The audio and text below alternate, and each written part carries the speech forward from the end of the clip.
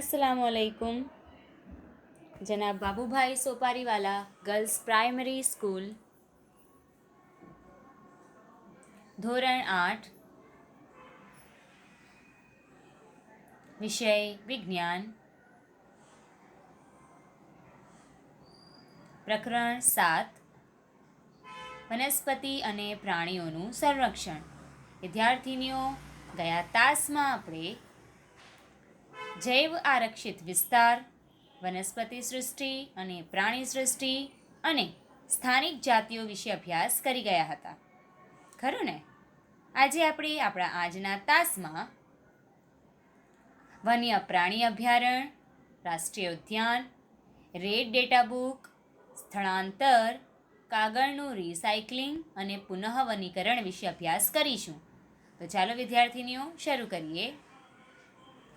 સૌ પ્રથમ આપણે જોઈએ વન્ય પ્રાણી અભયારણ્ય. તો ચાલો વિદ્યાર્થીનીઓ ધ્યાન આપજો. પાઠમાં આપણે શીખી ગયા હતા કે પ્રોફેસર અહેમદ સમજાવે છે બધા બાળકોને કે સામાન્ય રીતે આવા સ્થળોએ પ્રાણીઓને મારી નાખવા કે પકડવા કાયદાની દ્રષ્ટિએ સખત રીતે પ્રતિબંધિત અને સજાપાત્ર છે. બરાબર છે. વન્ય પ્રાણી અભયારણ્યમાં શું હોય કે સામાન્ય રીતે આ સ્થળોએ જ્યારે આપણે જઈએ છીએ ત્યાં પ્રાણીઓને મારી નાખવા કે પકડવા પર કાયદાની દ્રષ્ટિએ સખત રીતે પ્રતિબંધિત અને સજાપાત્ર છે. એટલે પ્રતિબંધ મૂકવામાં આવે છે અને સજા આપવામાં આવે છે. આરક્ષિત જંગલોની જેમ વન્ય પ્રાણી અભયારણ્ય પણ વન્ય પ્રાણીઓને સંરક્ષણ અને સાનુકૂળ જીવન પરિસ્થિતિ પૂરી પાડે છે. બરાબર છે. અહીંયા શું હોય કે આરક્ષિત જંગલોની જેમ વન્ય પ્રાણી અભયારણ્યમાં પણ વન્ય પ્રાણીઓ જે બી હોય, બરાબર છે, તેમના સંરક્ષણ અને સાનુકૂળ જીવન પરિસ્થિતિ પૂરી પાડે છે. તેવું એવું પણ કહે છે કે વન્યજીવ અભયારણ્યમાં રહેતા લોકોને કેટલીક પ્રવૃત્તિઓ જેવી કે પશુધન માટેનો ચારો, ઔષધીય વનસ્પતિ, બળતણ માટેનું લાકડું વગેરેની પરવાનગી હોય છે. બરાબર છે.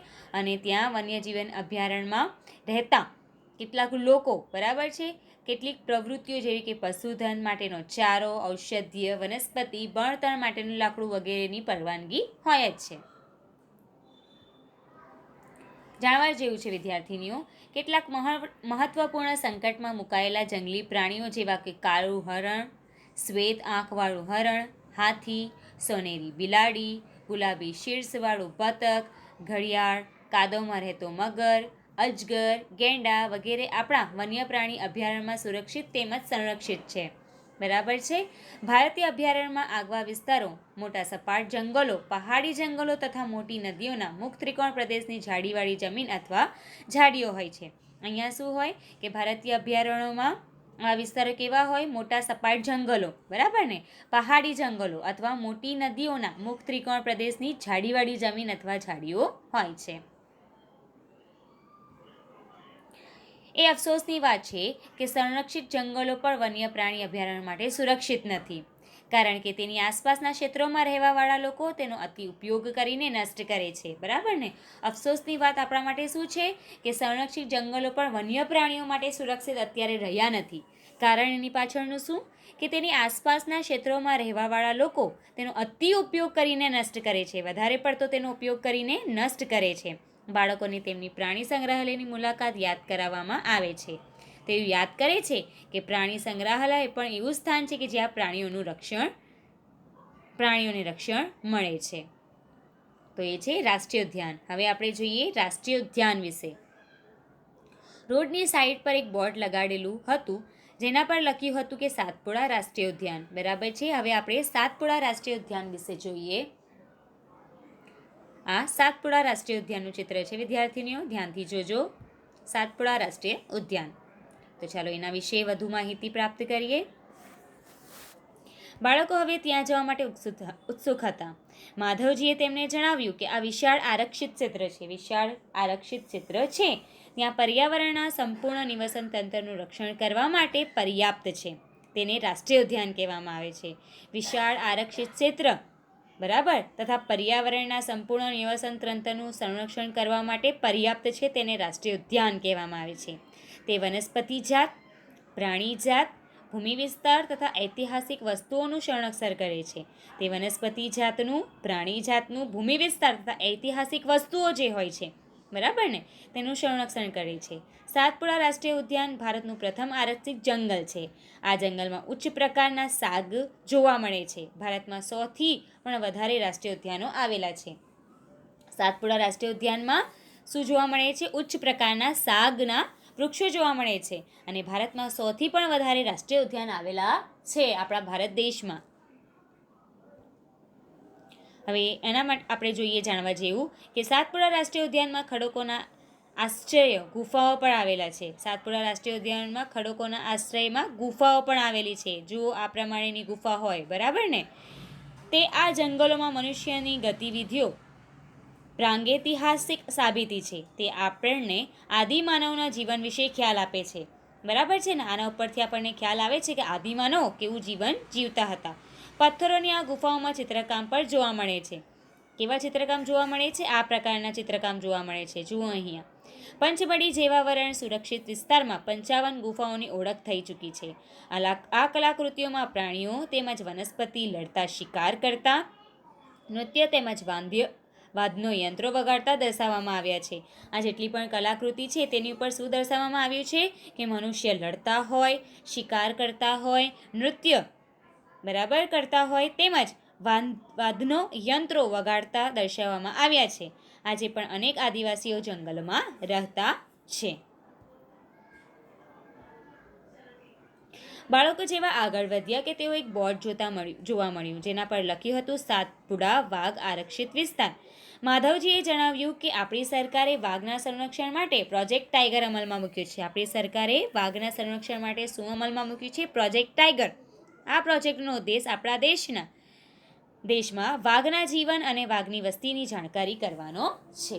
બરાબર છે. આ પ્રોજેક્ટમાં શું છે કે આ પ્રોજેક્ટનો ઉદ્દેશ આપણા દેશમાં વાઘના જીવન અને વાઘની વસ્તીની જાણકારી કરવાનો છે. વાઘ જે તમે આકૃતિમાં જોઈ શકો છો, આકૃતિ 7.4માં, એ એવી જાતિઓમાંથી એક છે કે જે ધીરે ધીરે જંગલોમાંથી નાશ પામી રહી છે. વાઘની જાતિ અત્યારે જંગલોમાંથી નાશ પામે છે. પરંતુ સાતપુડા આરક્ષિત ક્ષેત્રમાં વાઘની સંખ્યામાં વધારો થઈ રહ્યો છે. પરંતુ સાતપુડા આરક્ષિત જે ક્ષેત્ર છે ત્યાં શું થાય છે? વાઘની સંખ્યામાં ઉત્તરોત્તર વધારો થઈ રહ્યો છે. એટલે કે તે સંરક્ષણનું આગવું ઉદાહરણ છે કે ત્યાં સારી રીતે વાઘનું રક્ષણ થાય છે. કોઈક સમયે સિંહ, હાથી, જંગલી ભેંસ, જે આકૃતિ 7.5માં દર્શાવાય છે, આ છે જંગલી ભેંસ, તથા સાબર, જે આકૃતિ 7.6માં છે, આ સાબર પણ સાતપુડા રાષ્ટ્રીય ઉદ્યાનમાં જોવા મળતા હતા. શું હતું કે કોઈક સમયે સિંહ, હાથી, જંગલી ભેંસ તથા સાબર આ સાતપુડા રાષ્ટ્રીય ઉદ્યાનમાં જોવા મળતા હતા. એવા પ્રાણીઓ કે જેની સંખ્યા એક નિર્ધારિત સીમાથી ઓછી થઈ જાય અને લુપ્ત થઈ જાય. કેવા પ્રાણીઓ? એવા પ્રાણીઓ કે જેની સંખ્યા એક નિર્ધારિત સીમાથી ઓછી થઈ જાય અથવા તો લુપ્ત થઈ જાય તો તેવા પ્રાણીઓને નાશપ્રાય જાતિ પણ કહેવામાં આવે છે. યાદ રાખજો. બુઝોએ હવે ડાયનોસોરના વિષયમાં યાદ દેવડાવ્યું છે કે જે લાખો વર્ષો પૂર્વે લુપ્ત થઈ ગયા હતા. ડાયનોસોર જે હતા, બરાબર ને, આ ડાયનોસોરનું ચિત્ર છે. તો ડાયનોસોર લાખો વર્ષ પૂર્વે હતા આપણી ધરતીની ઉપર, પછી એ લુપ્ત થઈ ગયા, બરાબર, અદ્રશ્ય થઈ ગયા, ગાયબ થઈ ગયા, બરાબર ને. એની જાતિ નષ્ટ પામી. કેટલાક સજીવોના કુદરતી નિવાસમાં ખલેલ ઊભી થવાથી તેના અસ્તિત્વ માટે ખતરો ઊભો થાય છે. પ્રોફેસર અહેમદ તેમને કહે છે કે વનસ્પતિ અને પ્રાણીઓના સંરક્ષણ માટે સખત કાયદા બધા જ રાષ્ટ્રીય ઉદ્યાનોમાં લાગુ પાડેલ છે. બરાબર ને. વનસ્પતિ અને પ્રાણીઓના રક્ષણ માટેના સખત કાયદા બધા જ રાષ્ટ્રીય ઉદ્યાનોમાં લાગુ પાડવામાં આવેલા છે. અહીં માનવ પ્રવૃત્તિઓ જેવી કે પ્રાણીઓને પકડવા કે શિકાર કરવા તેમજ પશુઓનો ચારો, બળતણનું લાકડું તથા ઔષધીય વનસ્પતિ એકઠા કરવાની પરવાનગી નથી. બરાબર ને. હવે આપણે જોઈએ આગળ કે માધવજીએ પહેલીને જણાવ્યું કે નાના પ્રાણીઓને મોટા પ્રાણીઓ કરતાં લુપ્ત થઈ જવાનો ભય ઘણું વધારે હોય છે. તો ક્યારે આપણે સાપ, દેડકા, ગરોળી, ચામાચીડિયા અને ઘુવડને નિર્દયતાથી મારી નાખીએ છીએ. આપણે ઘણીવાર શું કરીએ છીએ કે સાપને, દેડકાને, ગરોળીને, ચામાચીડિયાને મારી નાખીએ છીએ, ઘુવડને, બરાબર ને. અને નિવસન તંત્રમાં તેમના મહત્વ વિશે વિચારતા પણ નથી. અને આપણા નિવસન તંત્રમાં આ બધા જેટલા પણ પશુઓ છે, પક્ષીઓ છે, એ આપણા નિવસન તંત્રમાં ખૂબ જ મહત્વનો ભાગ ભજવે છે. તેઓને મારીને આપણે આપણી જાતને નુકસાન પહોંચાડીએ છીએ. ભલે તે કદમાં નાના હોય, પરંતુ નિવસન તંત્રમાં તેઓના યોગદાનને નજરઅંદાજ ન કરી શકાય. આપણા નિવસન તંત્રમાં તેના યોગદાનને આપણે નજરઅંદાજ કરી શકતા નથી. તે આહાર જાળ અને આહાર શૃંખલાનો ભાગ છે, જેના વિશે તમે ધોરણ 7માં અભ્યાસ કરી જ ચૂક્યા છો. કોઈપણ વિસ્તારની બધી વનસ્પતિ, પ્રાણીઓ, તેમાં સૂક્ષ્મજીવ અને અજૈવિક ઘટકો જેવા કે વાતાવરણ, ભૂમિ, નદીના મુક્તિકોણ પ્રદેશ વગેરે સંયુક્ત સ્વરૂપે નિવસન તંત્રનું નિર્માણ કરે છે. હવે આપણે આગળ જોઈએ રેડ ડેટા બુક વિશે. Red data book. Professor Ahmed બાળકોને રેડ ડેટા બુક વિશે સમજાવે છે. આ છે રેડ ડેટા બુક, દેખાય છે? તે જણાવે છે કે રેડ ડેટા બુક એ એવું પુસ્તક છે કે જેમાં બધી નાશપ્રાય જાતિઓનો રેકોર્ડ રાખવામાં આવે છે. આ બુક એવી બુક છે કે તેમાં જેટલી પણ નાશપ્રાય જાતિઓ છે પ્રાણીઓની, બરાબર છે, કે પક્ષીઓ હોય તો તેની બધી જ વિગતો આની અંદર હોય છે.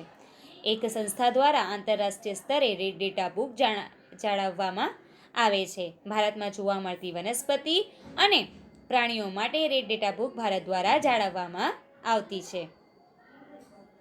હવે આગળ સ્થળાંતર. ચાલો, માધવજીના માર્ગદર્શન હેઠળ ભ્રમણ કરતું જૂથ ઘાટ જંગલોમાં પ્રવેશ્યું. ત્યાં તવા સરોવર નજીક થોડો સમય માટે આરામ કરવા માટે એ લોકો બેઠા. પહેલીએ નદીની નજીક કેટલાક પક્ષીઓ જોયા. બધા બાળકો નદી કિનારે બેસે છે ત્યારે નદીની નજીક પહેલી જે વિદ્યાર્થીની છે તેમણે પક્ષીઓ જોયા. માધવજીએ જણાવ્યું કે સ્થળાંતર કરનારા પક્ષીઓ છે તે કેવા પક્ષીઓ છે? સ્થળાંતર કરનારા પક્ષીઓ છે. તે પક્ષી દુનિયાના અન્ય વિસ્તારોમાંથી ઉડીને અહીં આવ્યા છે. એટલે દુનિયાના અન્ય વિસ્તારોમાંથી આ પક્ષીઓ ઉડીને આવે છે. વાતાવરણના બદલાવના કારણે સ્થળાંતર કરનારા પક્ષીઓને પ્રવાસી પક્ષીઓ કહેવામાં આવે છે.